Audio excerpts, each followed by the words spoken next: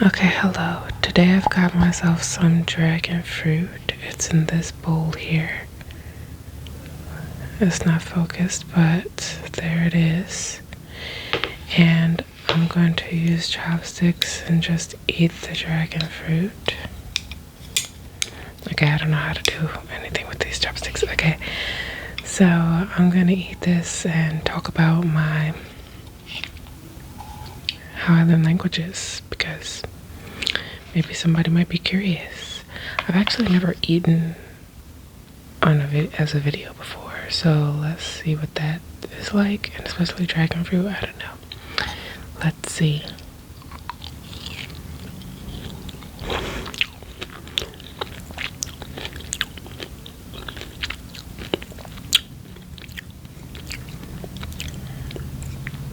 I hope it's not too loud or too something. Well, yeah, let me know how you like it in the comments if you would like to, because I really can't tell what you're thinking. Okay, but so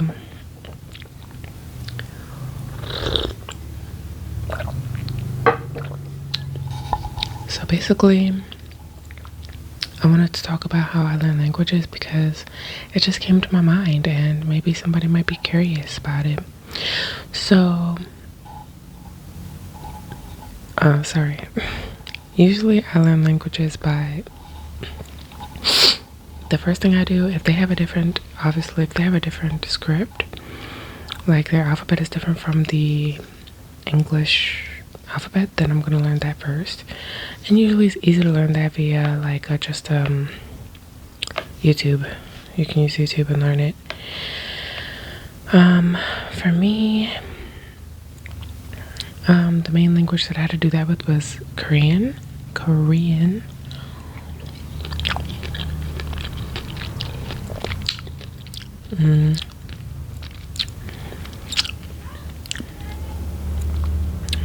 This bowl has a lot of dragon fruit in it. I feel like it looks like a small bowl, but am I wrong? Maybe I'm tripping. It's like a lot. But anyway, so basically I had to learn the Korean writing system first, and then I just learned that with a YouTube video. I forgot the name of the girl, but if I can find it, then I'll link her video in this video. Yeah, link her video in the description of this video, because it was really good. I learned it completely through her. And these dragon fruit seeds, the seeds just get everywhere. But yeah, so I learned the script first and how to pronounce everything. And at the time I was watching a lot of stuff in Korean. Okay, the first time I noticed Korean language was when I was watching Lost. Oh boy, Lost. You know Lost? That's a show. And I actually watched it long after it first aired.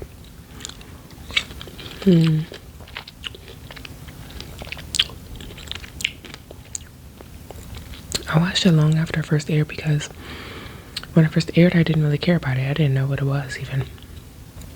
But I started watching a show called The Vampire Diaries, and I liked the guy on there called Damon. And Damon in real life is Ian Somerhalder. And I looked up more stuff with Ian Somerhalder in it, and I actually watched a lot of things that had him in it. But one of those things was Lost, and I started watching it because of him, even though, well, some people know why that is an interesting idea. But yeah, so I watched that, and there was a Korean couple on there. And at the time, I was still young, so I wasn't used to hearing foreign languages like that. And the only language I'd really heard was Spanish.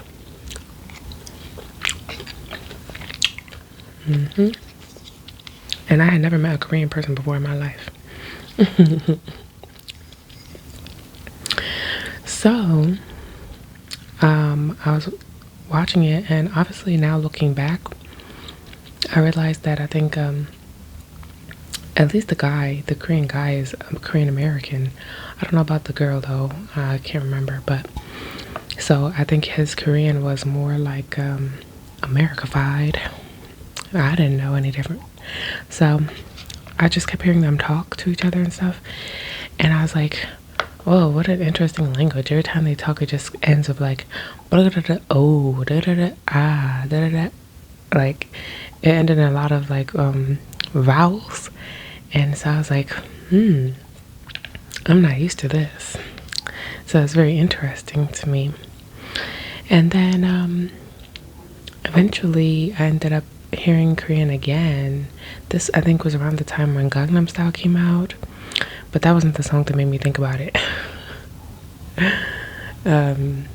There was this other group that I saw that I was like, oh, interesting. And I ended up seeing an interview with them by mistake and said, wow, that language actually sounds really cool.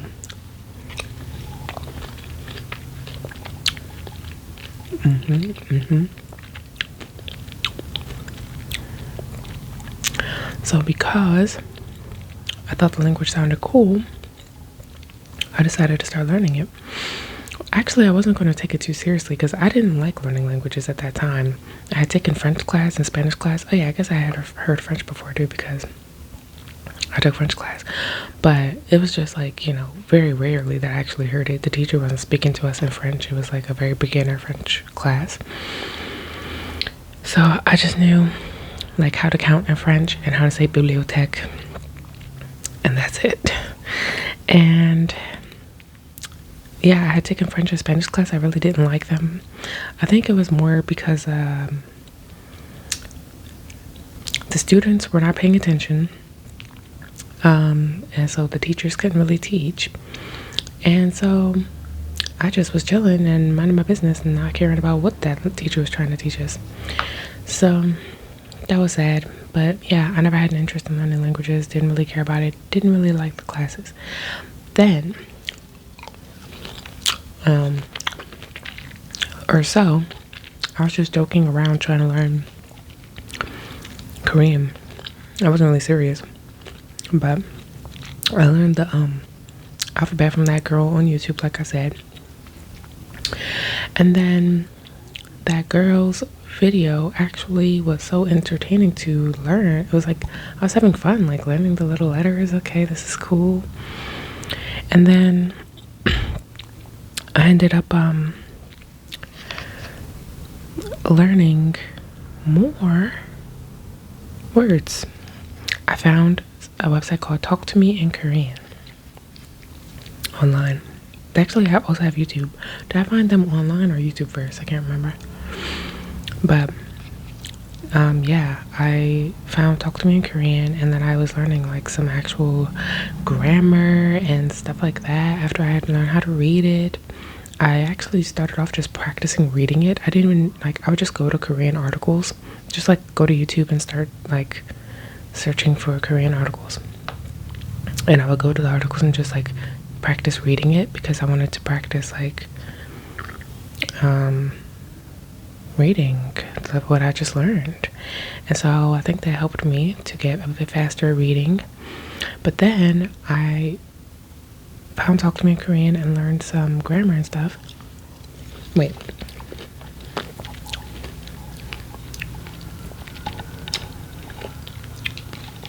Okay. So I learned some grammar and stuff. I learned the basic stuff, like what did they teach me? It was like 이것이 물입니다 or something like that. 이것이 눈입니다. 이것이 whatever. This is water. This is an apple. And honestly, I think Talk to Me in Korean was a good place to start, but I think they didn't start off with all of the grammar. I don't know. I didn't learn all of the Korean grammar with them because I think theirs was a bit too simplistic, if that makes any sense, and didn't really explain everything. And I'm a very detailed type of person. Like, I need to see all the, like, why is it like this? Why do I have to say these certain words to mean this certain thing, and why is it the order that it's in and stuff like that. And I think they kind of explained that, but I think it just wasn't sufficient for me personally. But I learned a lot through them. And then after that, I think I stopped studying. I think I stopped studying for like a year or something. And then at some point I started college, and there were a bunch of foreign students there. It was like a foreign exchange program, and some of them were Korean well, actually were a lot of Korean students. There was like a whole huge group of Korean students there, actually. And so I was part of the hold on, let me think about the order of everything right now.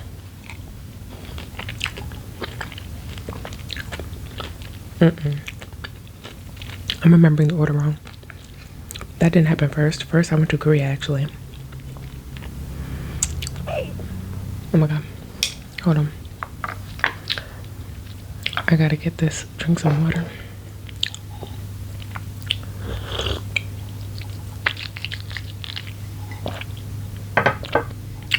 Because these seeds are acting crazy. Okay, so basically I have lost the plot here. I've lost the plot of what I was talking about. The point is how I learned the language, right? Okay, we're not going to get into all that kind of history, but basically I learned Korean by learning vocabulary, learning how to write first. Then I learned some vocabulary and grammar from Talk to Me in Korean. And then after that, I started like reading and stuff. I would watch a lot of interviews and things, and I learned a lot by just watching things in Korean. I would watch interviews or the little variety shows and things, and like they would use all these words, and I would keep hearing the words over and over again. So I'm like, okay, I keep hearing this word. What does this word mean? And I would try to either, infer the meaning, or I would look it up. I hope that these sounds are picking up and that they're not weird. I've never eaten for a microphone before. I've never eaten for a video or whatever. Okay. So, oh my gosh, hold on. So basically, yeah, so that was what I did at first. I think a good strategy that once you get to a certain level, okay, I'm not going to give you advice about it because you don't have to follow my advice, because my advice I think is more catered to me personally. But what I really did was just like go to a new grammar site. There was a site called, I think, howtostudykorean.com. That on that site they have a lot of the more detailed grammar, and very detailed explanations of why the grammar is what it is, and like what situations you can or cannot use it in, and why like it kind of answers the questions that you might be asking about why things are the way that they are. So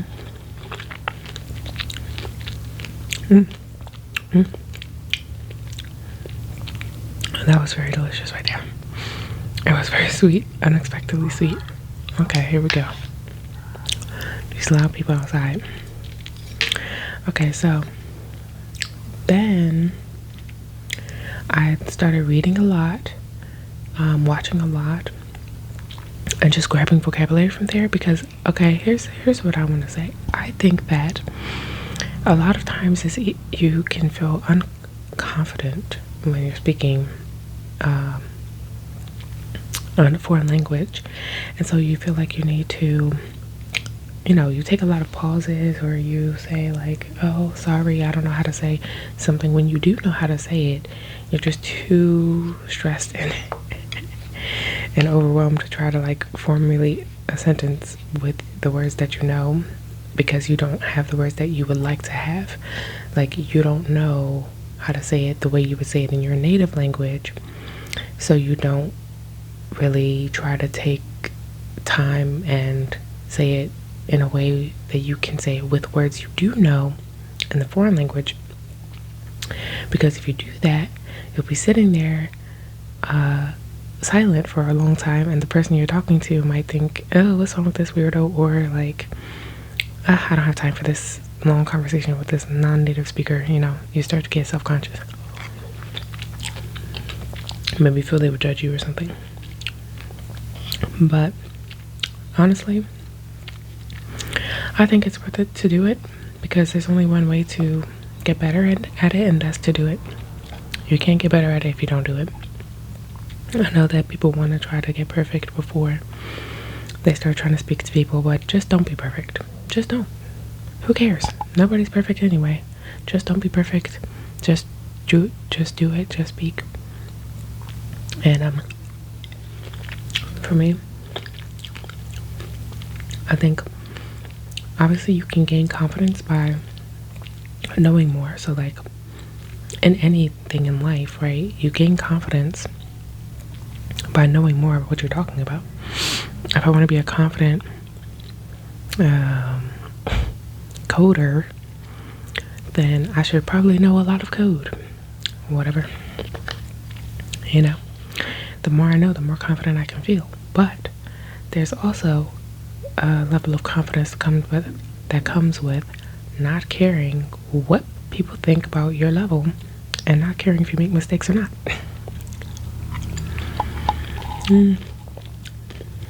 That right there is a whole different ball game. You say, you know what? I'm confident not because I'm the best at it, but because I really don't care. If I make a mistake, either ignore it if you understand what I'm saying, or tell me I made a mistake and help me fix it. If you're not going to help me, then get out of my face. Basically.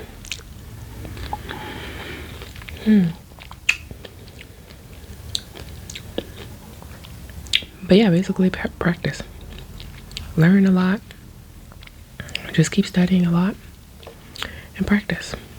I feel like I'm oversimplifying it. I don't have any special strategy. I just study a lot. For vocabulary, I read and listen to content, watch content in the foreign language. I take the words I don't know, I put it in Anki, however you pronounce it, and make it put it into my Anki deck, and then I just study the words and just keep seeing them repeatedly. And then I also learn words kind of like they just kind of accumulate in my mind, the same way you kind of learn your native language. You just read a lot, or you watch a lot, you hear people speak it a lot, and the words just kind of start to settle into your brain. You have to interact with the language a lot. Speak it, practice it, listen to it, read it. But as far as like producing the language, being able to speak the language well, you can't. It's harder to be able to speak the language well if you don't practice speaking the language. There are some people who are able to do that. They can just watch movies and TV in the language for a long time, and then they're able to speak it. Hey, listen, I'm not one of them, okay? But I do think that it would be good for you to just practice and keep interacting with the language and getting that input. You see this? Let me see. I still have a lot left. This is like half of it left. Listen. I'm about to stop this video because I really don't have anything else to say. But I'll eat a little bit more if anybody likes that. Just in case anybody likes that. You might be wondering, why is she eating this dragon fruit with chopsticks instead of a fork or even her hands? I don't know. I find it easier to eat it with chopsticks. Maybe not easier, but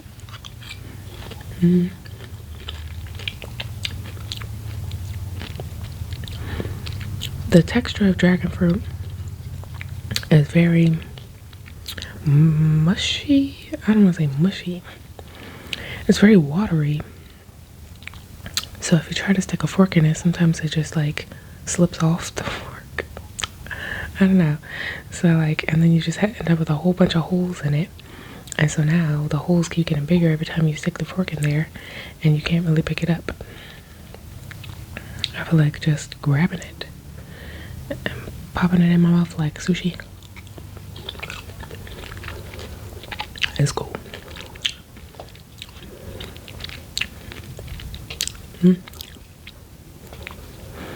I hope that this sounds any good, because like I said, I've never done this before.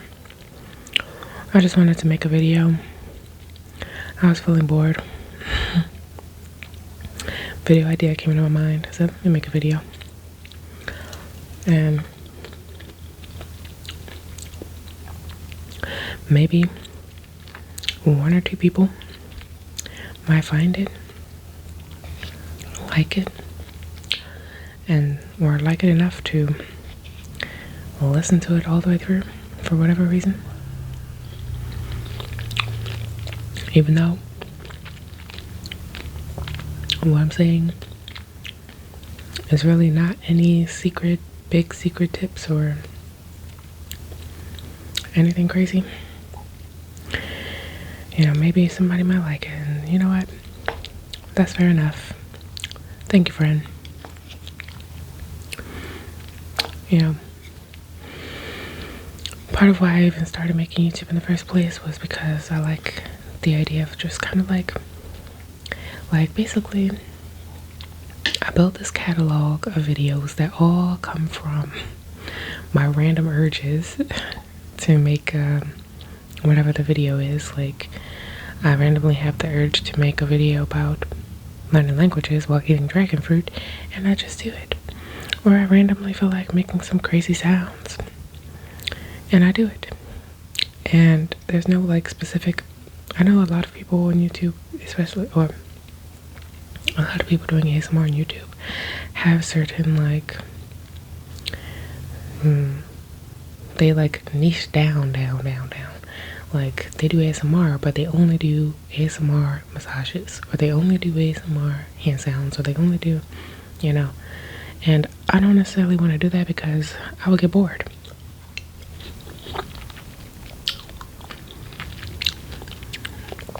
So I figure, well, I was intrigued by the idea of posting whatever comes to me and seeing like what people like it, like want to see that.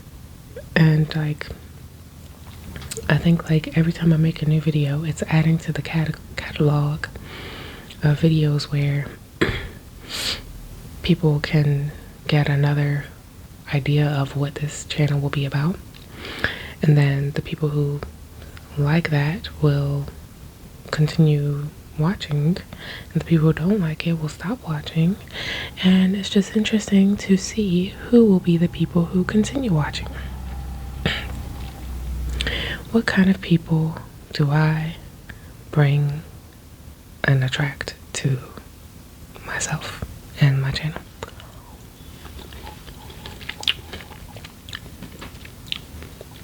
That's all. Even, I think there's a certain type of people who are okay with watching a video where the person doesn't show their face. You know, if you're watching my channel, you gotta be okay with that, because that's how my channel is at this point. Will it be like that forever? I don't know.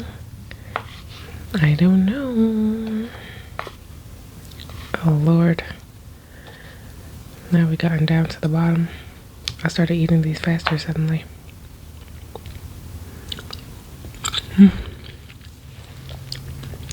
I'm getting full. I don't know how people do those videos where they sit in front of a whole huge table of food and just eat a bunch of food. Like, this is one dragon fruit. I'm not done yet and I'm getting full. Actually, I am full, so I'm gonna stop here. I got this much left. Wait, I can't show it. Okay, it's trying to fall. Anyway, there's some left, but I'm full.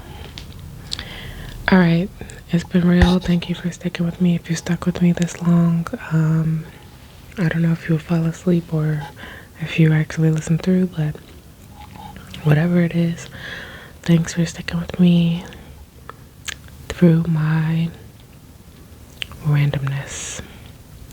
All right, see you next time. Thanks for watching. Bye.